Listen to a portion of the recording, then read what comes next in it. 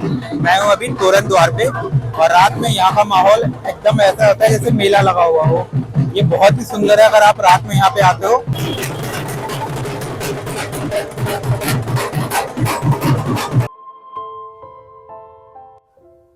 तो स्वागत है आप सब लोगों का हमारे इस नए ब्लॉग में। और जैसा कि आप लोगों ने देखा कि अभी अभी मैंने अपनी खाटू श्याम की यात्रा कंप्लीट की, तो मुझे लगा इस पे एक छोटा सा ब्लॉग बना के आप लोगों को बताना चाहिए कि ये सारा जो यात्रा थी वो किस लिए होती है और इसका हमारे इतिहास से किस तरीके से जुड़ा हुआ है। तो खाटू श्याम जी का मंदिर राजस्थान के सीकर जिले के खाटू गाँव में स्थापित है, जो कि कलयुग के साक्षात भगवान के रूप में पूजे जाते हैं। तो इनकी कहानी शुरू होती है आज से करीब 5000 साल पहले महाभारत के काल से। तो पांचों पांडवों में जो सबसे ज्यादा बलशाली थे उनका नाम भीम था। उनके एक पुत्र हुए घटोत्कच, जिनके एक और पुत्र हुए जिनका नाम बर्बरीक था। तो बर्बरीक जो हमारे भीम थे उनके पौत्र हुए। तो बर्बरीक ने भगवान शिव की बहुत तपस्या की, तब जाके उन्हें 3 बाण मिले। ऐसा माना जाता है कि उस काल में जब महाभारत का युद्ध चल रहा था तो उनके 3 बाणों में इतनी शक्ति थी कि वो अगर चाहते तो कुछ क्षण में पूरे युद्ध का अंत कर सकते थे। तो उन्होंने डिसाइड किया कि मैं जाता हूँ और वहाँ पे जाके मैं भी युद्ध लड़ूंगा। तो बर्बरीक की जो माता थी उन्होंने उससे पूछा कि आप किसकी साइड से लड़ोगे। उन्होंने उन्हें अपनी माँ को ये वचन दिया कि जो भी पक्ष ज़्यादा कमजोर दिखा तो मैं जाके उसकी तरफ से लड़ूंगा। भगवान कृष्ण को जब ये बात चली तो वो बहुत ज़्यादा चिंतित हुए, क्योंकि बर्बरीक की शक्तियाँ का सबको अंदाजा था। उन्हें पता था कि वो जिसकी तरफ से आके लड़ेंगे वो जीत जाएगा और ऐसे ही उस युद्ध का अंत भी नहीं हो सकता। जैसे कभी कौरव हारने लगे तो बर्बरीक कौरव के साथ जाके लड़ने लगेंगे, वैसे जब पांडव हारने लगेंगे तो वो पांडवों के साथ आके लड़ने लगेंगे। तो इस तरह से यह युद्ध जो है निरंतर काल के लिए चलता ही रहेगा। तो भगवान कृष्ण ने सोचा कि जाके मैं पहले देखता हूँ कि क्या बर्बरीक की शक्तियों में सच में सामर्थ्य है, वो पूरे युद्ध का जो परिणाम है वो कुछ क्षण में बदल सकता है। भगवान जो कृष्ण है उन्होंने एक साधु का भेष लिया और वो बर्बरीक के पास पहुंचे। बर्बरीक के पास साधु के रूप में कृष्ण भगवान पहुंचते हैं और उनसे पूछते हैं कि कहाँ जा रहे हो।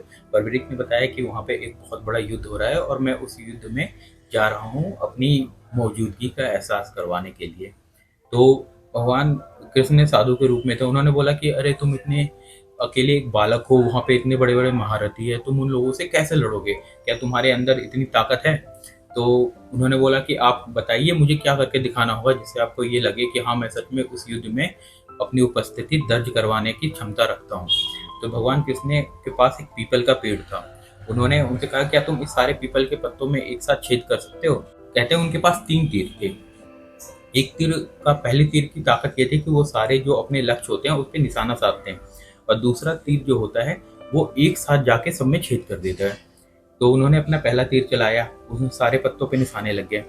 उधर पे भगवान कृष्ण ने उनकी परीक्षा लेने के लिए एक पत्ते को अपने पैर के नीचे दबा लिया। उसके बाद वो उन्होंने दूसरा तीर छोड़ा, वो दूसरे तीर ने लगभग सारे पत्तों में छेद कर दिए और फिर आके वो तीर उनके पैरों के पास घूमने लगता है। तो बर्बरीक वो समझ जाते हैं, वो उनसे कहते हैं भगवान अब अपने पैर हटा लीजिए वरना वो आपके पैरों में लग जाएगा। तो भगवान हटाते हैं, फिर भगवान समझ जाते हैं कि ये तो सच में पूरे युद्ध का परिणाम है, वो कुछ पल में बदल सकता है।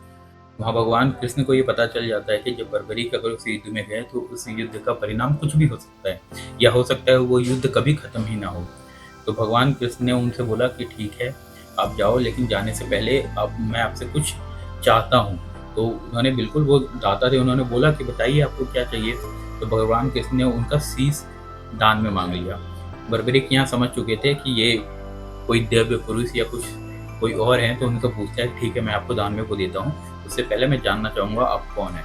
तो वो अपने असली रूप में आते हैं। तो बर्बरीक उनके पास झुक जाते हैं। उन्होंने बोला कि भगवान मैं आपको अपना शीश देने में कोई दिक्कत नहीं है, पर मैं चाहता था कि मैं इतना बड़ा, मतलब ये युद्ध शायद कभी ना पहले हुआ था ना कभी होगा, मैं इसे देखना चाहता था।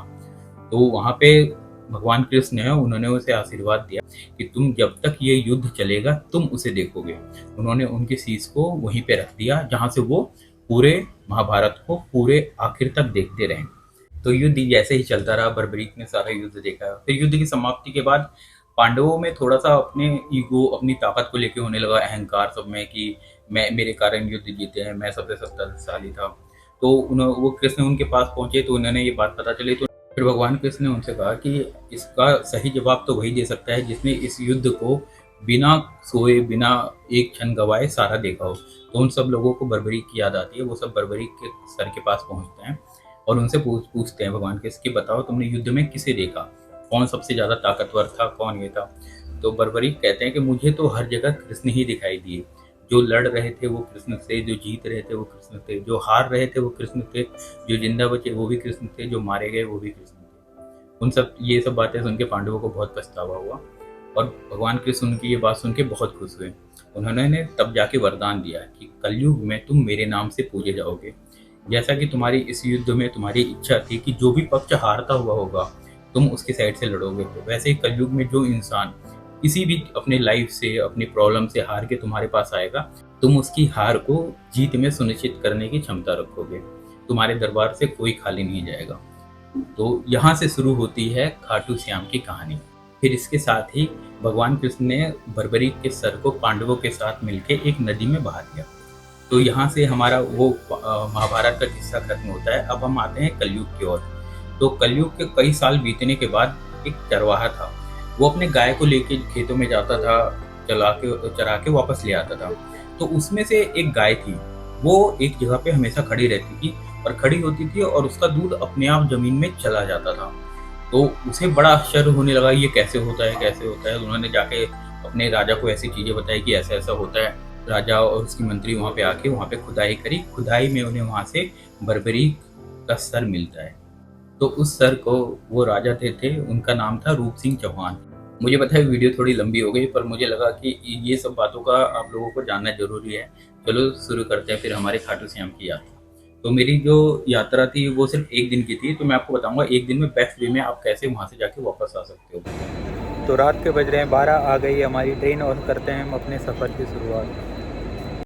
तो सबसे जो बेस्ट ट्रेन मुझे लगा वो है सैनिक एक्सप्रेस, जो कि यहाँ के दिल्ली कैंट रेलवे स्टेशन के रात में 12 बजे जाती है और वो सुबह 6 बजे आपको वहाँ पे रिंगस उतार देगी।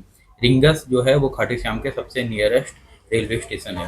तो रिंगस रेलवे स्टेशन से यहाँ पे आपको कारण द्वार से आने तक और यहाँ से वापस जाने के लिए आपको ये वाली टेम्पो करनी पड़ेगी। इसका टिकट 50 रुपये का है। बस दिक्कत ये होगी, ये इसमें इतनी ज़्यादा सवारियाँ भर देंगे कि आपके लिए वो टाइम स्पेंड करना बहुत मुश्किल हो जाएगा। तो कोशिश कीजिएगा, अगर आप चाहते हो बजट में आना फिर तो आप ये वाला अफोर्ड कर सकते हो, नहीं तो फिर आप कोशिश करना कि प्राइवेट ही ऑटो करने के लिए चले।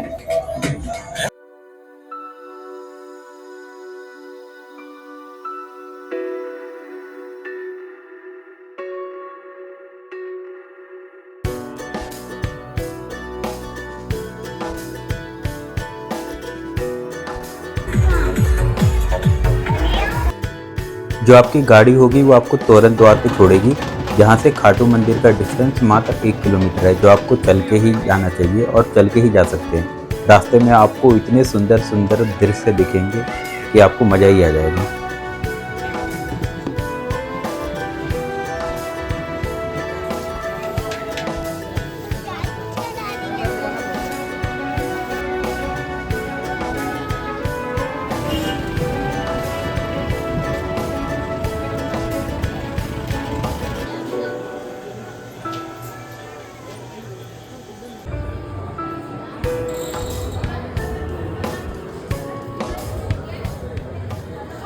पे खड़े हैं वो प्राचीन श्याम कुंड है। माना जाता है श्याम बाबा का सर यहीं पे प्रकट हुआ था, यहीं पे मिला था। तो अगर कोई दूर से आता है तो जरूरी नहीं है उसे यहाँ पे आके स्नान करना। यहाँ का जल की बूंदे हैं ना, वो कहते हैं गंगा जल के समान है। तो अब यहाँ पे आइए, सबसे मंदिर जाने से पहले हर किसी को यहीं पे आना है, आके थोड़ा सा जल अपने ऊपर छींटना है और फिर चलेंगे बाबा का दर्शन करने के लिए।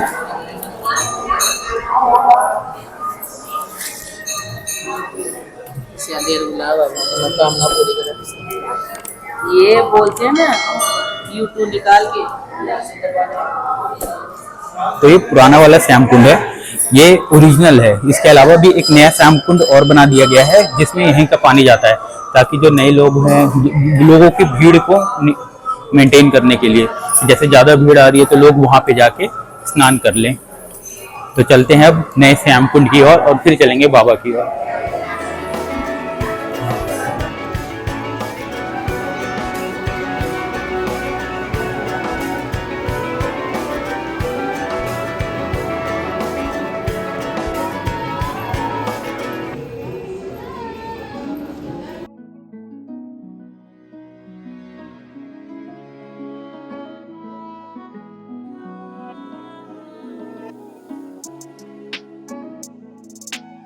तो हम जा रहे हैं नए वाले श्याम कुंड में।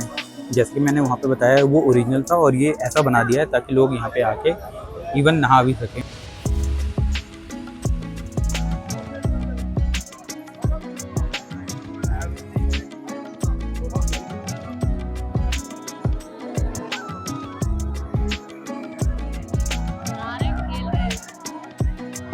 इसमें देखो ये जो पाइप दिख रहा है ना आपको, इस पाइप से इस कुंड में उस कुंड का पानी लाया गया है। ये लोग यहाँ पे ऐसे नहाते हैं, ये वहाँ पे ऐसा ना करें क्योंकि वहाँ से लोग चरणामृत भी भरते हैं, इसलिए यहाँ पे ये कुंड बना दिया गया है।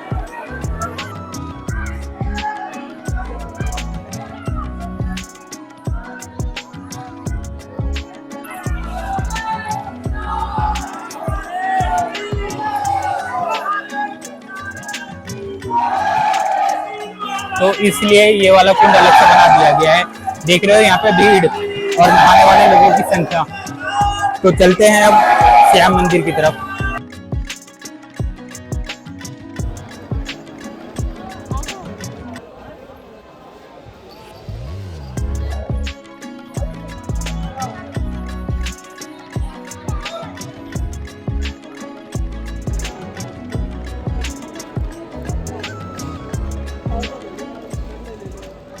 तो हम लग गए हैं लाइन में और कोशिश करना हमेशा लेफ़्ट साइड में ज़्यादा लगने का, क्योंकि मंदिर लेफ़्ट साइड में आता है।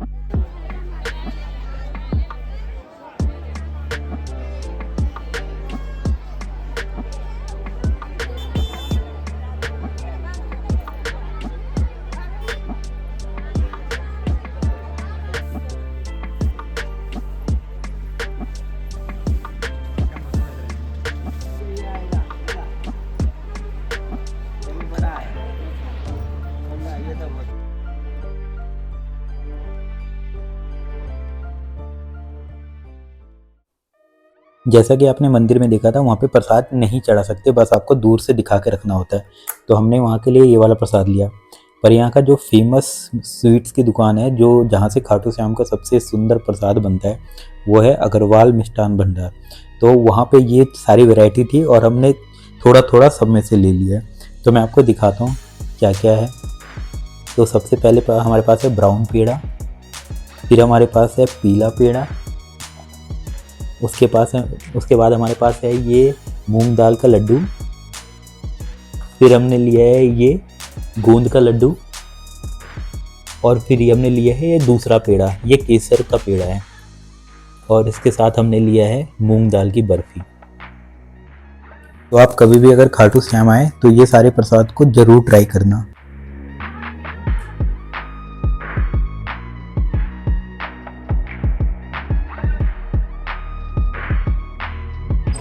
मैं हूँ अभी तोरण द्वार पे, और रात में यहाँ का माहौल एकदम ऐसा होता है जैसे मेला लगा हुआ हो। ये बहुत ही सुंदर है अगर आप रात में यहाँ पे आते हो।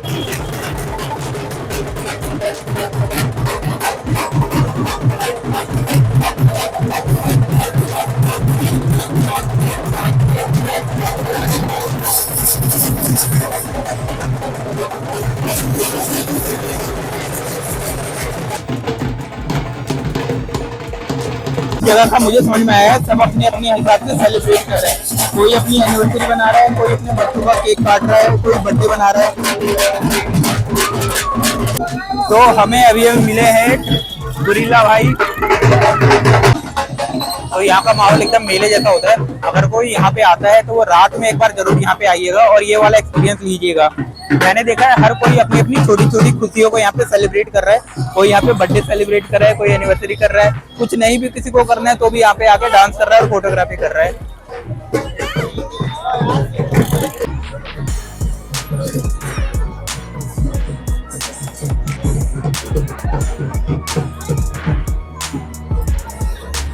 यहाँ पे ऐसे सेल्फी पॉइंट भी बने हुए हैं। तो यहाँ पे ख़त्म करते हैं हमारा ये व्लॉग। वीडियो अच्छा लगे तो वीडियो को लाइक करें, चैनल को सब्सक्राइब करें और खाटू श्याम की यात्रा के रिलेटेड आपका कोई भी क्वेरी हो तो आप उसे कमेंट में करके पूछ सकते हैं। तो जय श्री खाटू श्याम और मिलते हैं आपसे जल्द ही हमारे नए ब्लॉग में।